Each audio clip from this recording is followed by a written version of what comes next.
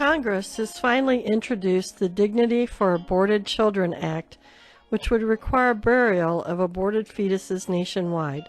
The move came due to a horrible discovery.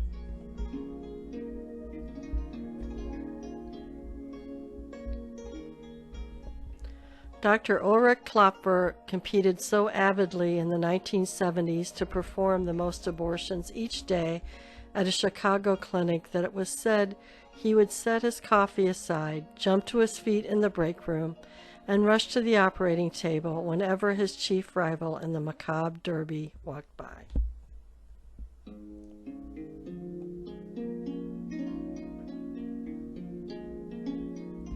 That early emphasis on speed helped him go on to perform at least 50,000 abortions over the next 40 years, making him one of the Midwest's most prolific abortion doctors and a target of weekly protest at his primary clinics in Gary, South Bend, and Fort Wayne, Indiana.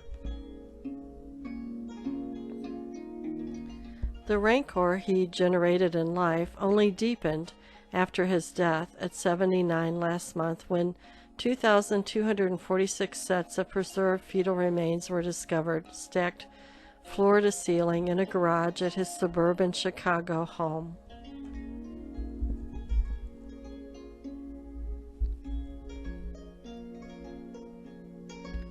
Weeks later, 165 more sets were found in the trunk of a Mercedes-Benz at a business where Klopfer kept several cars.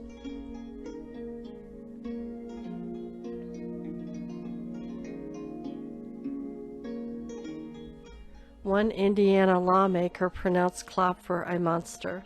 Anti-abortion legislators in Congress promptly introduced the Dignity for Aborted Children Act, which would require burial of aborted fetuses nationwide.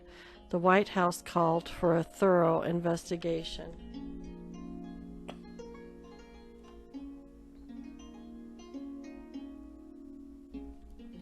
Some anti-abortion groups in recent weeks likened Klopfer to Kermit Gosnell, an abortion doctor who stored fetal remains in bags, milk jugs, and orange juice cartons at a Philadelphia clinic prosecutors called a house of horrors.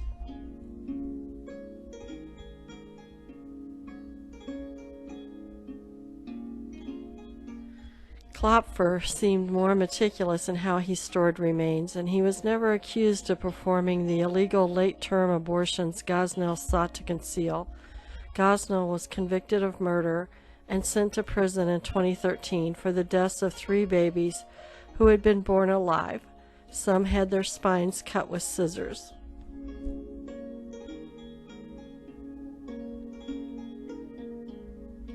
In 1982, employees at a storage center in Los Angeles found over 15,000 fetal remains in a container linked to a pathologist. Authorities concluded he kept them to avoid having to pay a medical waste company to dispose of them.